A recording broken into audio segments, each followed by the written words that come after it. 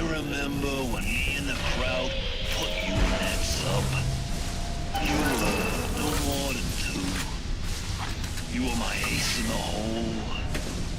But you were also the closest thing I ever had to a son. Where is the ace in the hole? This is it. This is the ace in the hole. All the pain and all of the death for this. Hey! What does this say?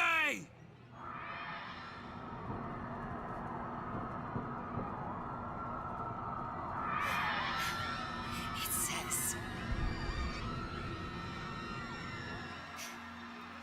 would you kindly? So at last, here we are, Mr. Levine. It's been a long journey from the early days of System Shock 2 to the creepy, dark, and unforgettable halls of Rapture to the amazing Sky City of Columbia. And now we've come full circle. May the circle be unbroken.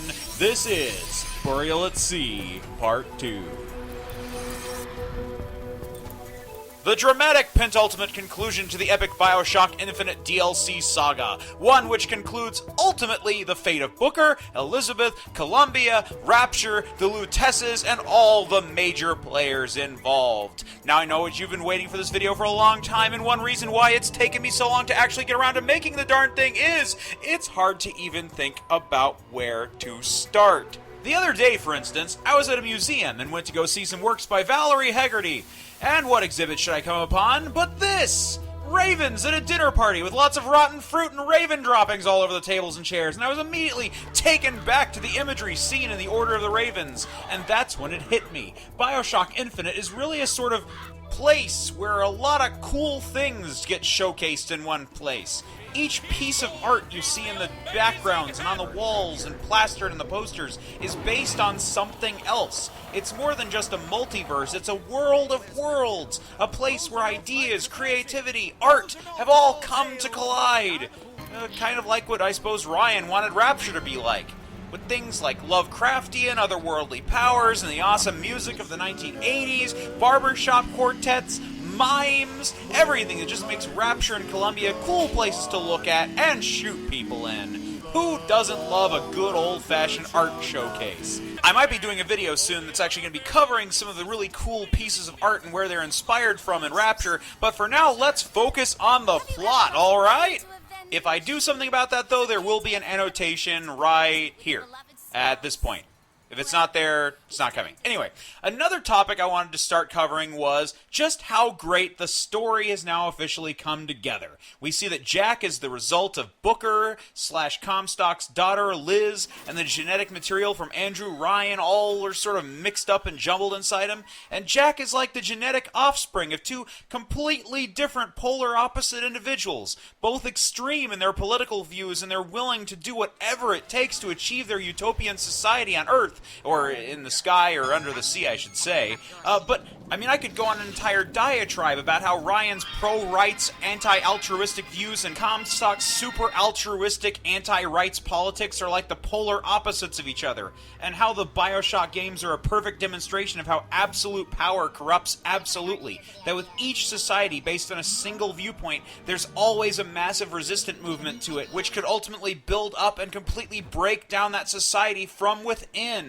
That there's no such thing as an actual utopia, and that basing everything on a single viewpoint or idea is completely illogical and ultimately seeks to do nothing but fail. We see this very clearly in the racial/class divide causing trouble in Columbia, and how a society based solely on accruement of wealth has to function by making some things worthless and people so that others can be worth more, thus creating a class divide and a world where every man is supposed to be equal and unbound by restrictions to achieve his or her own personal glory, as in Rapture. And with regards to Jack, there's a lot of nature versus nurture arguments here, though Jack's nurturing is in itself quite bizarre, since he's kind of like grown up super fast and totally mind-controlled throughout the majority of his life.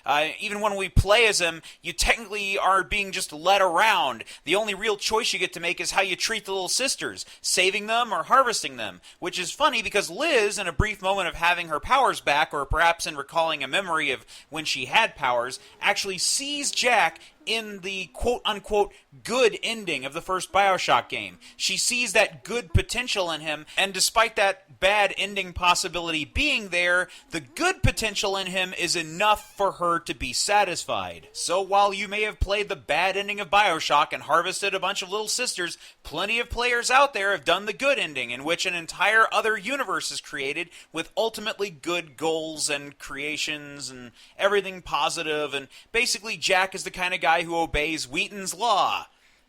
I'd also like to say that there's some really cool poetic justice in how it was played out. Think about it. A fairly horrible guy like Ryan and a downright awful monster like Comstock both managed to genetically construct an awesome guy like Jack.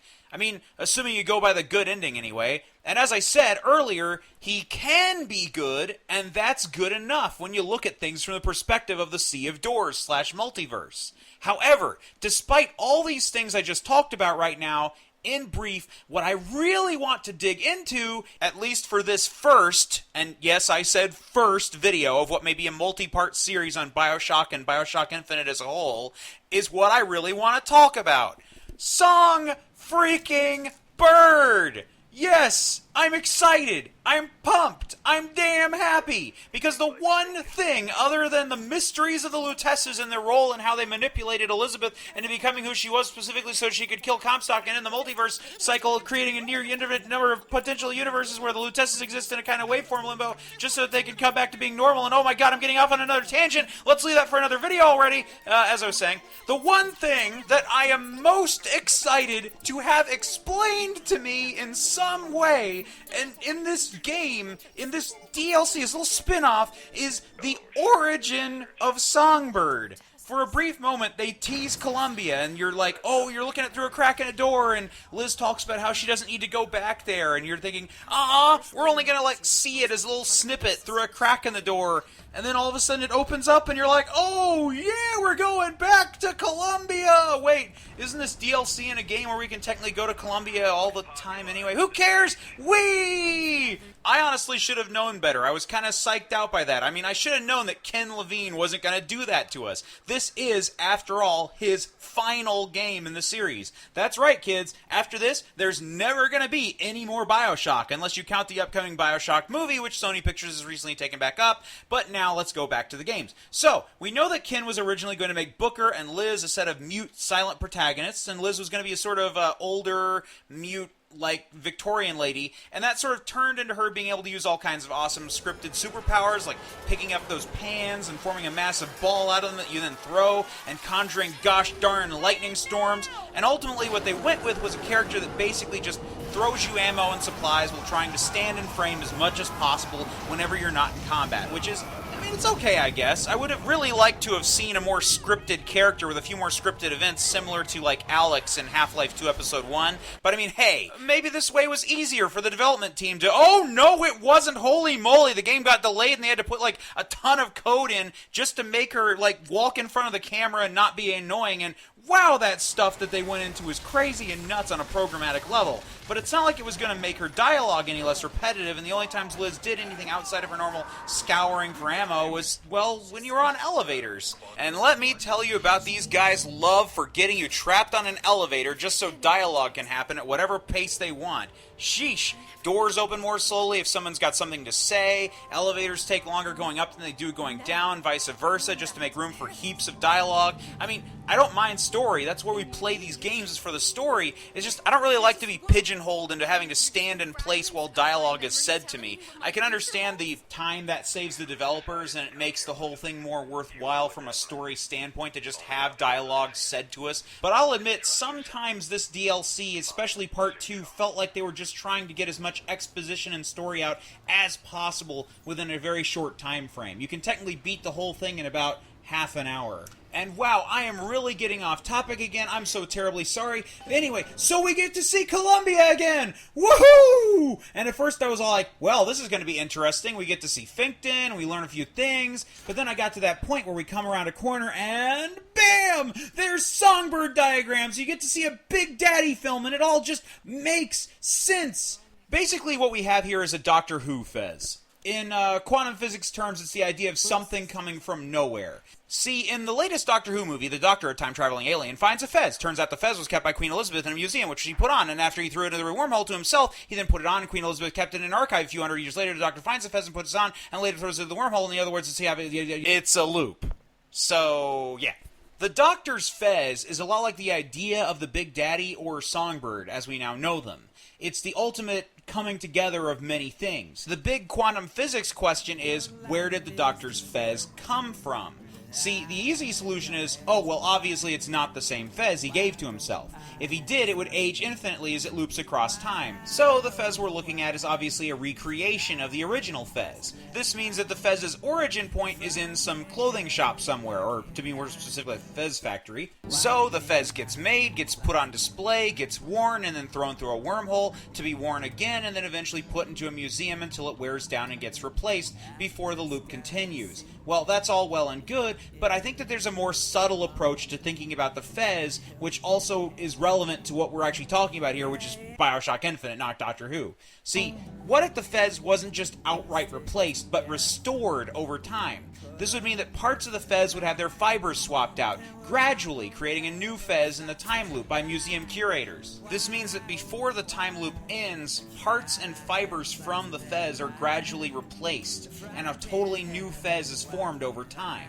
And that's where we have the Songbird and the Big Daddy. It's an idea stuck in a loop. There's no origin point. Events in Rapture and events in Columbia slowly came together so that one eventually inspired the other.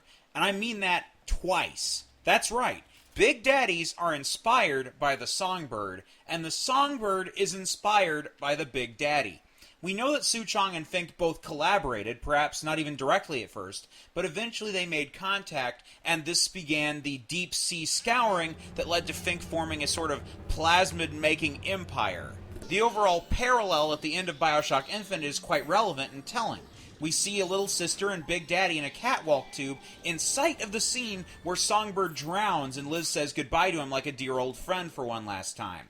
The parallels were already there, strongly ingrained in the story, but it turns out that the connections weren't just based solely on theme. Oh no! They're in fact similar because they were interdependent on each other's existence. This is where the whole time/multiverse loop ping-ponging the idea of a little girl and a strong protector repeat themselves, like the museum restorers fixing a Doctor's fez slowly over time. The idea is constructed piece by piece through time until literally absolutely nothing ended up becoming something. Granted, something like this can only actually happen in, well, your mind, or in a universe where there is more than one universe, and there are time loops between universes. Both cities, Columbia and Rapture, have clearly undergone their own trials and tribulations in making the sea slugs relevant, and we even have a handy excuse that injecting the plasmids is a lot more efficient for gathering material than using simple drinkable tonics. The idea is that by injecting it, you get nearly 4 times the potency than making it drinkable. So, of course, tonics ended up evolving into the plasmids that we have in the original Bioshock game. By making these obvious choices and hammering them in with not just 1 but 2 audio logs, it's clear that the world of Bioshock Infinite Burial at Sea isn't just some variant of Rapture. No. It's the Rapture. The very same Rapture that we see Jack, Ryan, and Fontaine nearly bring to its knees following the events of a massive civil war, and we see the ultimate solution. Plasmids are either going topside and taking over the world, or we're going to see it being left there to rot in the ocean so that Jack can take the little sisters off to the surface and have a new life together. Happy endings all around. This is awesome, though. We find out that not only is Songbird not just a robot, but a man. This little diagram is enough to show that the robot contained an individual. Granted, the diagram could be there just to show, like, the scale of a person in comparison to, like, the big robot Birdman, but the positioning of the hands and legs seems to imply that it's a dude in a suit. So who was this individual? Perhaps a variant of Booker who ended up in a bad way? Probably not, though. As if he were Booker, you'd expect him to be super protective at the get-go. Granted, if it were Booker, perhaps, like, the torture that they put the Songbird through in its, like, creation would have wiped his brain or something. I don't really know. In any case, perhaps the actual identity of whoever was in the Songbird suit wasn't actually important at all. It's not like we stop to ask who the people are that get turned into big daddies regularly, right? The human, or whatever it was, that was chosen to simply be programmed with a base Maslowian approach to psychology in mind could just be anyone. Anything, even. This is where we get into the psychology and nature of how things work in Bioshock. As in real life, we look at Maslow's hierarchy of needs. Basically, Maslow believed that we have our base most important needs: breathing, food, water, sex, sleep, homeostasis, and excretion at the bottom of the list. These are things that we can't live without.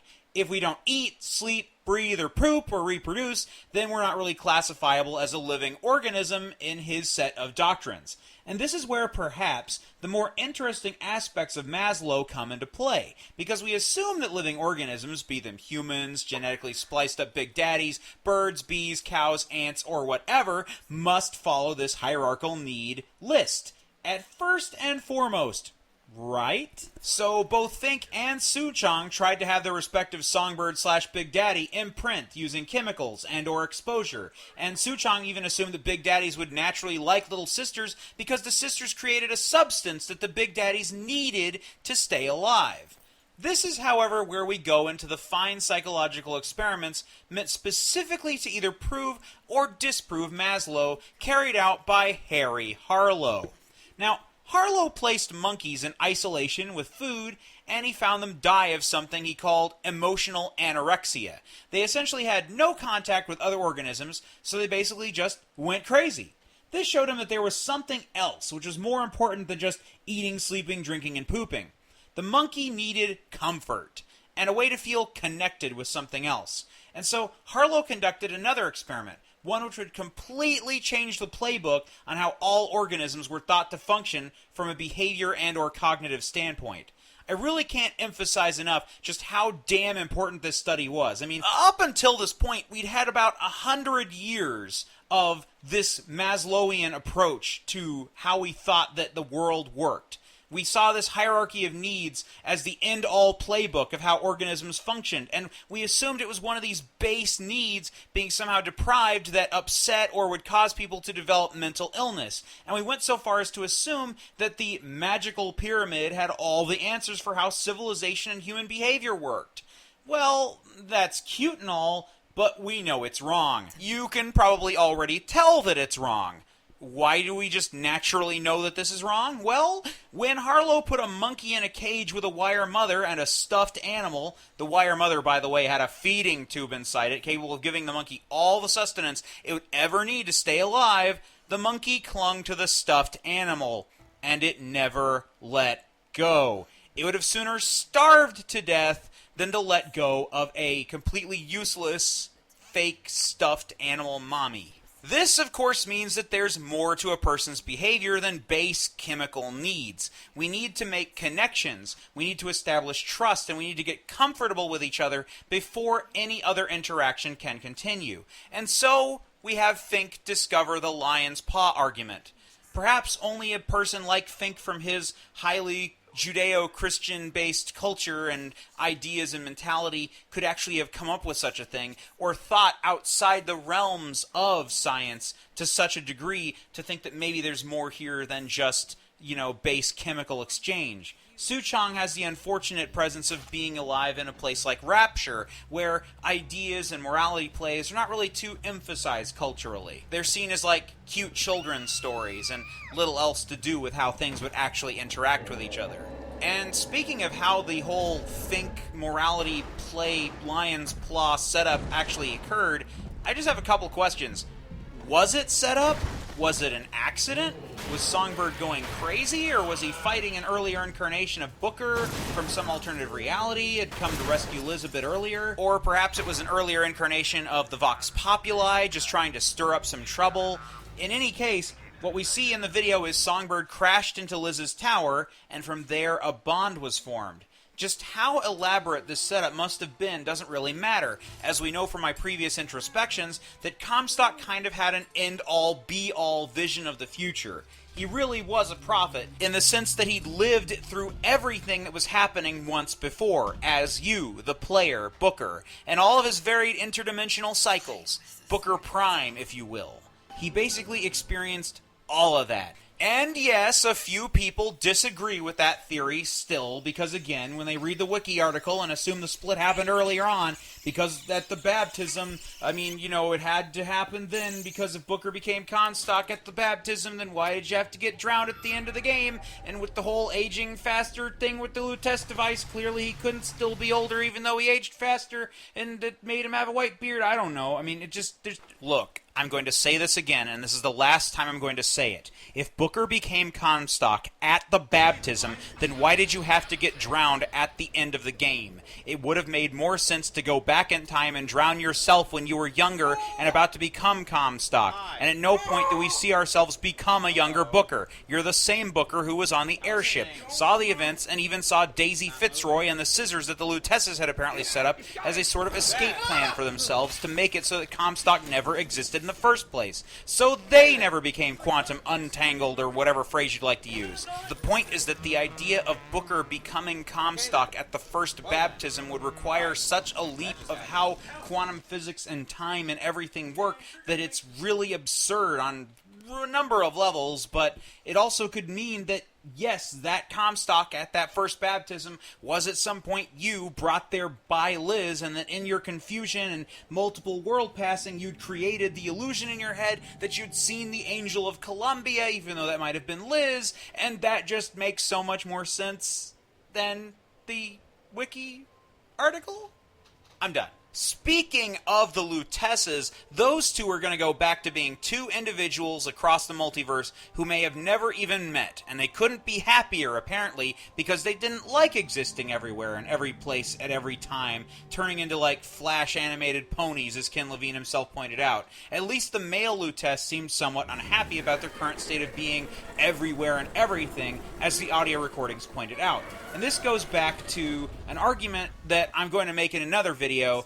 Annotation will be applied soon, if not now. There it is. If you didn't see anything, it's not up yet. And if you did, feel free to click on it. And in that video, I'm basically going to explain how, in the end, the Lutece twins were technically solely responsible for setting up this whole damn thing. And by the whole damn thing, I mean all of Bioshock in the first place.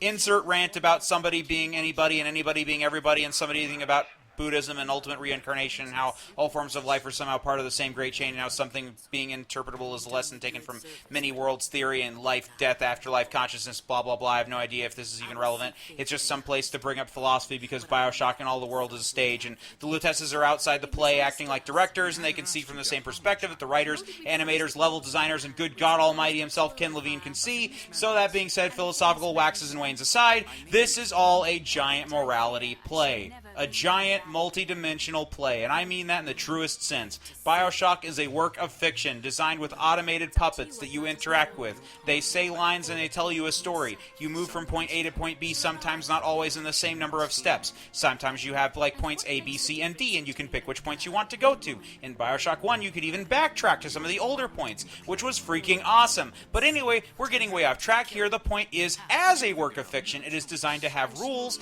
and rules are put in place by the powers that be. The Deus Ex Machina be damned. I know there was a point to what I was trying to say here, but my nose is bleeding and I can't remember. What was I talking about? Yes. Liz, quantum superposition. The sight from outside the world, like a 4 or 5 or 6 or freaking 10-dimensional sight that she once had, allowing her to see all the doors. Her brain had no words to even try to explain it, and in fact it was so hard for her to explain it that the universe itself manifested realms, like the Sea of Doors, to even try to explain to Booker exactly what was happening on multiple levels at multiple times.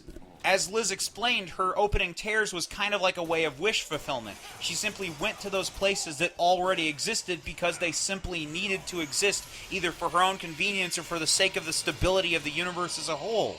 And just think, that kind of sight was simply granted by her having her pinky in one reality while the rest of her body remained in another, and the two just simply tried to pull each other towards each other so that she could then see in between the spaces between spaces.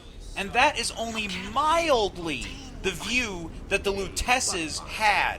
They clearly had a much bigger, grander view of everything, and in so doing, they were able to better manipulate the universe, including manipulating Liz, as we then find out from this DLC. Up until this point, they just seem to be helpful to Booker, specifically Booker. Not Liz specifically, but now we see that they're manipulating both Booker and Liz, and Comstock, and everybody. They even spoke to Daisy freaking Fitzroy and made her into the martyr that she ended up becoming. If you could call that martyrdom. I'm really not sure. I mean, to be a martyr, you kind of like have to have a good cause, right? I mean, like, was the Lutessa's cause good? Is there a moral high ground here? It doesn't really matter. Is there good? Is there evil?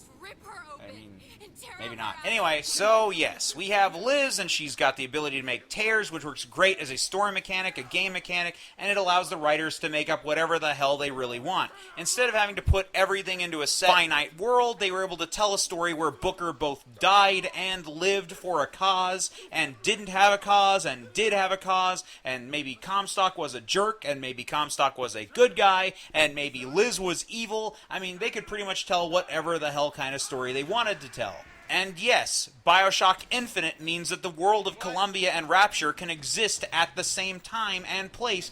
Despite there being almost 100 years apart in the history books, the passage of time isn't very important when you consider time itself is manipulated sheerly by speed, or perhaps one world travels faster or slower than the other, and therefore they have two places which can sync up and be at different times. Oh, right, the point I was trying to get to. I remember it now. I can see all the doors again. Anyway, so Songbird had to form a bond with his protectee, right? And the protectee had to form a bond with the protector. And this was basically set up by Liz.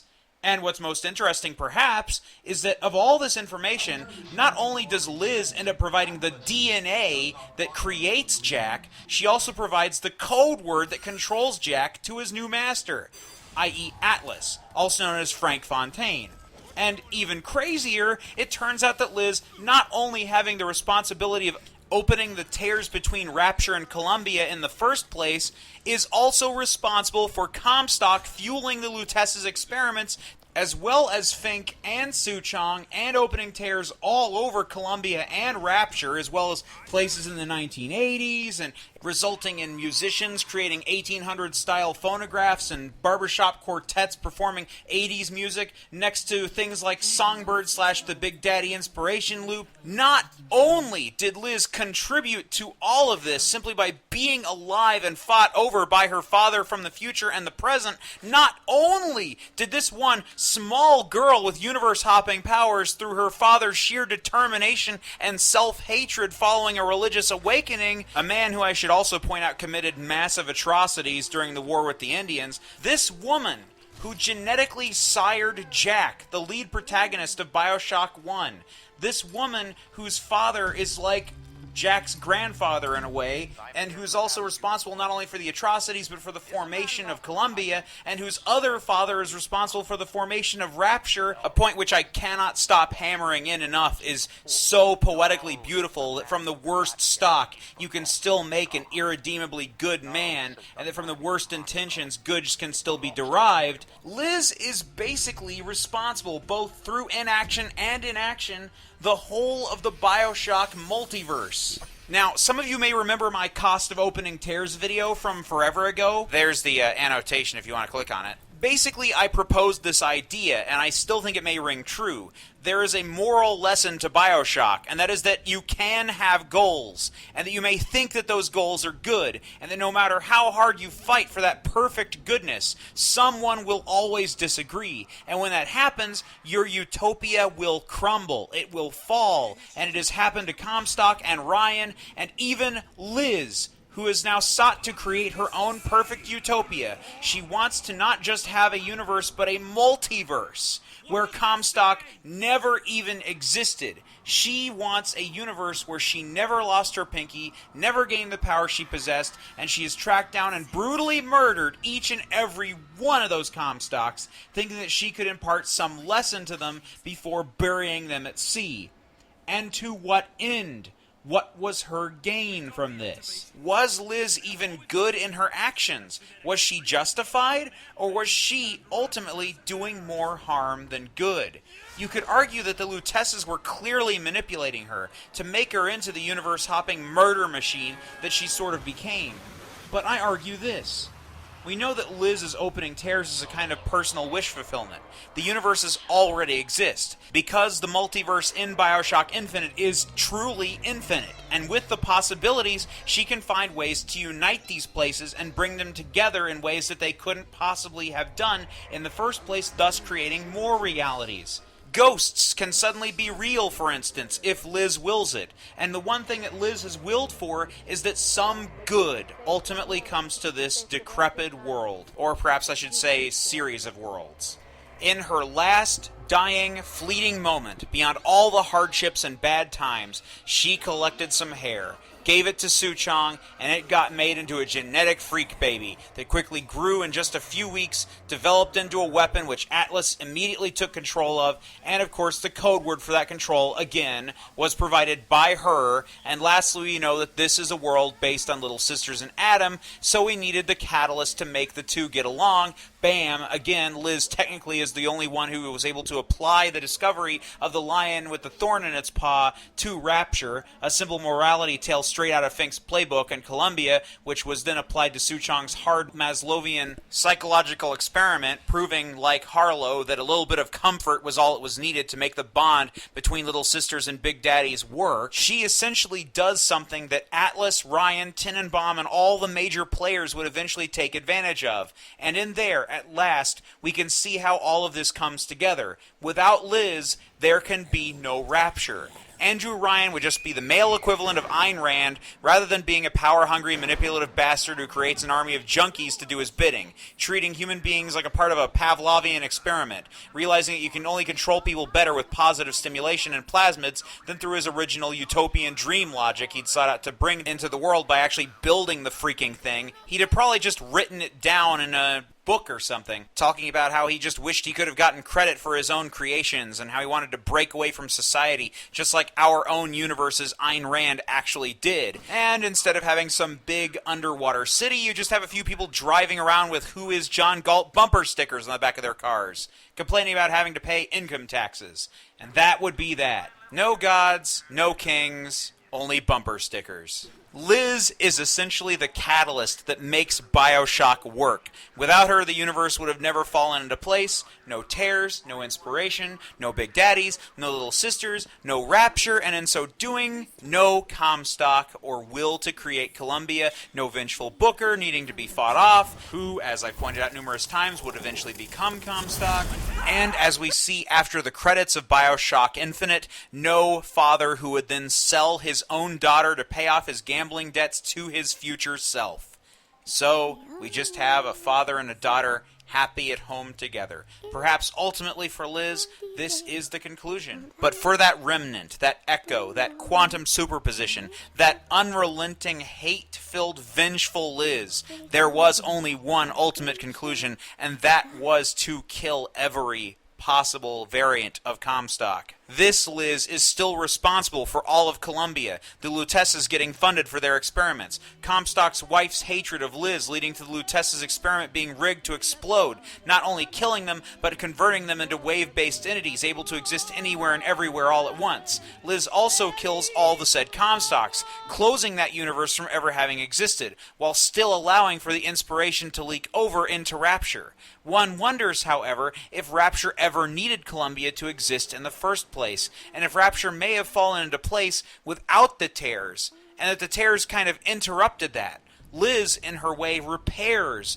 the broken ends and mends everything so that it falls into place, like a natural super entity who just comes in, even without actual powers, save for her plasmid abilities and her sneakiness. She, in a way, may simply be fixing the damage to Rapture that the world of Columbia and her tears had done. In story writing, they call this retconning, explaining something's origin based on more modern characters or story elements. In this case, it's Liz. Liz is not only a part of Jack's DNA, she's responsible for Big Daddy's and Little Sister's getting along, she's responsible for freeing Atlas from his prison and allowing him to start his bombings, riots, and civil war. She even uses a Lutece anti-gravity cell to lift his prison up that she took directly out of Columbia, from her own mother's airship, no less. And at the very end, she even witnesses the creation of an audio tape that shows Suchong's death, which you later encounter as Jack, and what's written on a note in a code that only she could possibly solve in a city filled with irrational splicers, freedom fighters, and two crazed madmen vying for power. She finds and decodes the ace in the hole. Would you kindly? The words that are used to make Jack do everything he does in Bioshock, save for at the very end. Without Liz, there couldn't be a Bioshock, apparently. With all this introspection and everything being said and done, I have to ask, who is Liz? She is you, the player. Your guiding hand brings it all together. Without the audience, there is no stage. I'll continue talking about this little revelation in the next video, but I think that I've covered enough for now. Be sure to like this video if you've enjoyed the insight, psychology lessons, or whatever, and don't forget to subscribe to me on YouTube. Also, don't forget that I'm working on a game right now. It's called Mr. Box. It's being done in the same spirit as my old Colors maps and Heads Chase Nailway. I'm sure you guys have played or seen those, and if you haven't, be sure to check them out on ModDB or Colors on the Steam Workshop in the Portal 2 section. I've got a lot of those things in the video description if you want, as well as the entire transcript of this episode. Thank you all for watching. You guys have been absolutely amazing to me over the past few months. Thank you for all your patience and waiting for this darn video to come out, and as always, I love you guys. Be sure to keep tuning in, as I'll be putting out some more Bioshock videos soon, including some better thought out, less ranty breakdowns of specific elements, themes, and what we've seen turn up in Bioshock as a whole. Links and comments will be showing up right about here now. And also, I've got an entire array of videos based on fan theories, which are in the works, which cover some of the interesting fan-based thoughts throughout Bioshock's life cycle, which were sort of brought up in the YouTube comments, sort of proving that YouTube comments do have some insight to them every once in a while. Oh yeah, and if you have any thoughts or insights that you think that I missed, by all means, please bring them up in the comments section. Everyone watching appreciates your opinion too, so don't be afraid to share them. Alright, my name's Ian B. This is my Steam group. This has been my Bioshock video. I love you all. Good night, and I hope to see you on Steam. Alright, peace out.